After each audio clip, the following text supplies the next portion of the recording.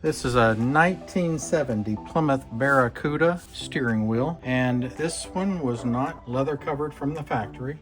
As you can see, that is just a molded steering wheel, and this customer has an idea in mind of what he wants to do, so he sent in his own leather. He wants us to cover it in this saddle color leather that's going to be obviously what he's redoing his interior in, and that is going to absolutely look amazing. So we're going to put it through our transformation and we'll come back and show you the results when it's done. Take a look at this gorgeous 1970 Plymouth Barracuda, looking as good as new. Customer sent in his own leather that he had used to have his interior reupholstered, and so we took that leather and reupholstered the steering wheel with the same leather. His interior is going to really stand out. We love these old Barracudas as well as all the old and new cars, so reach out to us here at craftcustoms.com, where you are going to love what you get. We guarantee it.